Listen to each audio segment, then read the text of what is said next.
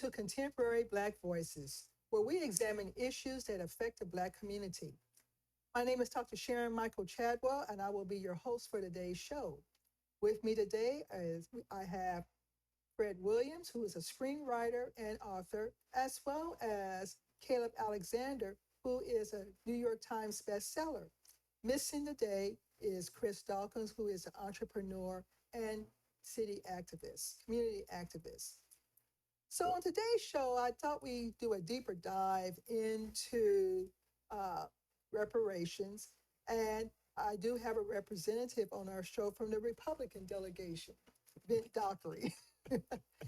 And so Republicans have criticized recent estimates of what Black Americans are owed in reparations. But for Democrats, they pose deeper problems for a party eager to retain the allegiance of Black voters. Black American views on reparations for slavery vary significantly based on their political affiliations. Let's look at the contrasting perspectives between Democrats and Republicans. The Democrat perspective support reparations. Around 81% of Black Democrats believe that the descendants of those enslaved in the United States should be repaid in some way. The Republican perspective, however, limited support for reparations. Only 64% of Black Republicans endorse reparations, which is lower than the Democratic support. There is an emphasis on individual responsibilities, and Republicans, including Black ones, tend to emphasize individual responsibility and self-reliance rather than collective reparations. So today's question, is there a middle ground from which we can approach as Black Americans concerning reparation, or is our timing off? And again, today's guest is Vint Dockery. Welcome to the show. Thank you. And he is a fellow professor, retired Air Force veteran, and business owner. So Vint, is there a middle ground that as Black Americans, whether we're Democratic or Republican, we can meet, or is our timing off? Well, the way I look at it is basically you're talking about something that happened over 150 years ago. And if we're going to look at it, you have to break it down demographically and say, well, we got whites, we got Latinos, you have Blacks, you have Asians, and you have other. So to make reparations work, and that's the thing that I battle with, is how do we make it work? How do you make it go or be something that can actually be viable? So first thing you have to do is you're gonna have to research all these people to see who or who didn't have slaves. Because the only ones that you're supposed to be taxing, because you would have to tax 330 Americans to get the revenue to pay for reparations. So if we start with other, most of your other that came to the United States came after slavery. So we can't tax them. Then And we you go said 330. You said 330 million. Okay. Oh, I'm sorry. Did I say 1,000? You said 330. I was like, okay. Is that right? I'm sorry, 330 million. Thanks, Doc. And then you go to the Asians. So, well, no, there were no major Asian plantations in the South, so we can't tax them either. Now we move to Black people. So we're aware that there are Blacks that own slaves, and of course, there were the Blacks that were enslaved. So then we would have to only tax those Blacks that we could find that were slave owners. Then we go to our Mexican Latino group. Many of them came to America after slavery. So we really couldn't tax them either. So that leaves us with white people. So do we tax all white people? Well, no, we don't tax all white people because we also know that all white people didn't own slaves. So now we have to go back and, as you mentioned, deep dive, go in and research all the way back to see who were the slave owners and who not, because we all know they didn't, because we had the North and we had the South and we had this other thing called the Civil War. So now here we are with this small portion of individuals who are going to be taxed to pay everybody a portion of what? And then we can't even agree on how much, because I've seen so many numbers, 350,000, 500, 1.2 million, 2 million, just trying to get your head around it and how it's all going to actually work out. And then the other part is when we actually do go back and find those individuals and say, okay, you own slaves and you owe, the unfortunate thing is that they are all dead. So now we're going to 2024.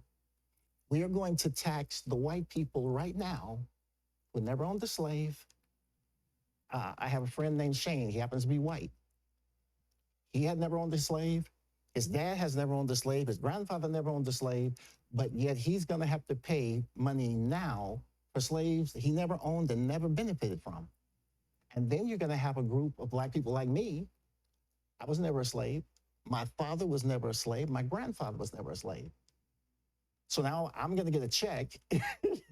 I ain't mad at him, but I'm going to get a check, but I wasn't a slave. And Shane's going to have to pay, and he was never a slave owner.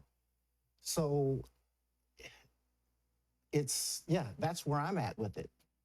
And that's why I say, I don't agree with the reparations. I just don't see how you divvy this up and make it work. I don't see it. And again, but on here, we got all these esteemed people here. I'm sure they can add something to that. That's where I'm at. So, Fred, did you want to say something?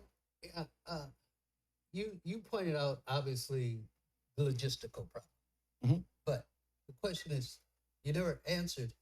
Should we get it? Do we deserve it? The black people deserve reparations for the 200, 300 years of our ancestors working free for white people. And again, I say, how do you do that? That's the logistical question. I would ask you, do we have a right to it? Do we have a right to be paid for services rendered? Yeah. Okay, so you say we have it, so it's then just becomes a logistical problem. How do we do it? How do you do it, and how do you do it? How do you do it fairly and equitably? How do I come to someone who was never a slave as a white person and say, I need your money because of what happened with your ancestors 150 years ago? Their ancestors benefited from slavery. All white people benefited from slavery. They may not have owned slaves, but they benefited from it. White people benefited from the fact that we were slaves and we couldn't take advantage of all the opportunities when this country was growing. I mean, white people come from Europe. What they do is give them some land, just go out and kill some Native Americans. You can have it. That didn't happen with us. So I don't know about your friend, but your friend and all other white people have benefited over the years from the fact that we gave them free labor for hundreds of years. And so my thing, and so so even just addressing, so the folks who got here after slavery, the Latino, the Asians, there was a reason why they wanted to come to this country, and it's because of this country's enormous wealth and opportunity. And so that wealth and that opportunity is the legacy of slavery. And so any society where you have millions of folks who work for you for free, you're going to have a tremendous advantage on the world stage economically.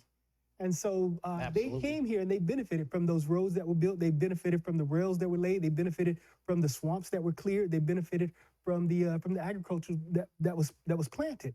And so they may think that they didn't benefit from it, but they definitely benefited from it.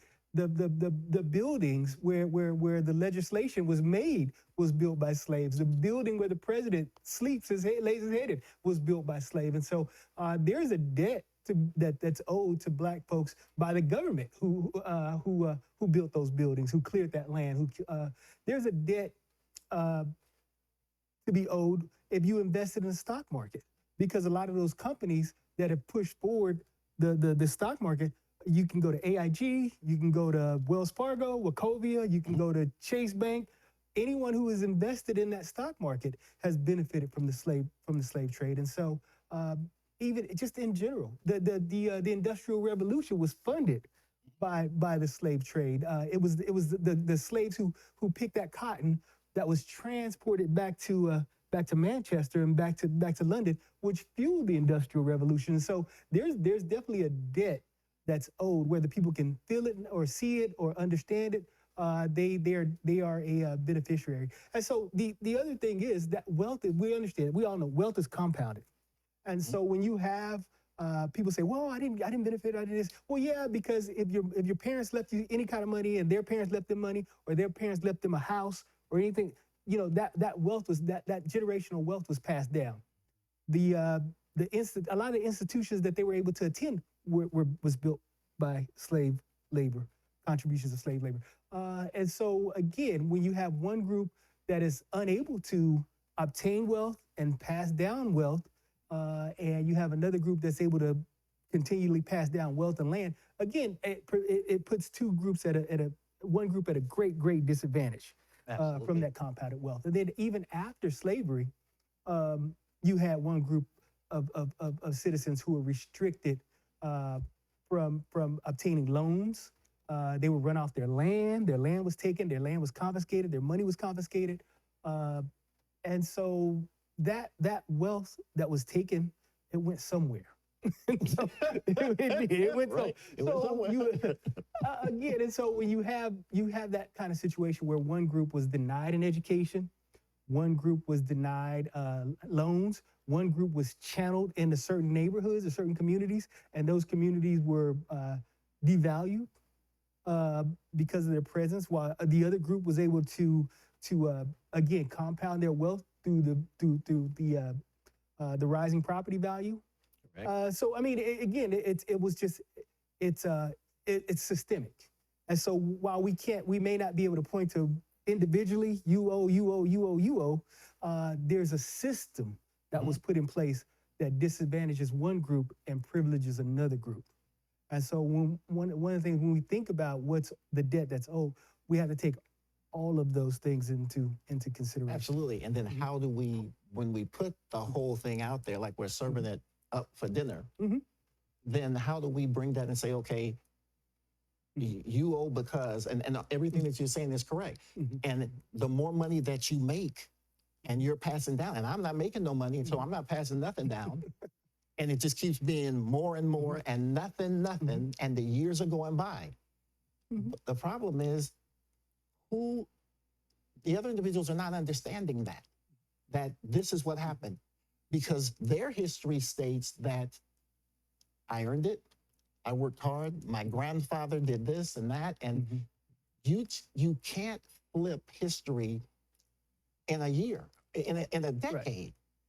These are the beliefs to make everyone understand what actually happens. Just the way that when you were saying that I said it was logistical. Okay, so if it's going to be logistical and I'm going, okay, these are the problems and how are we going to navigate through this, that has to be explained. Because nobody is going to be for it unless you're able to explain it.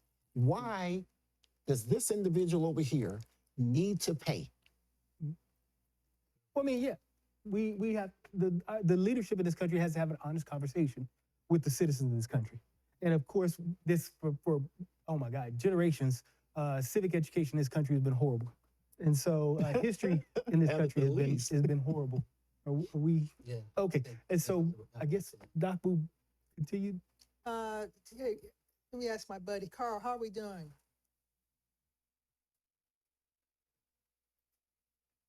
Okay.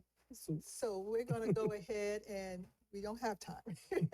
So what we're going to do is take a momentary break and come back to this discussion. Okay. All right. Sounds good.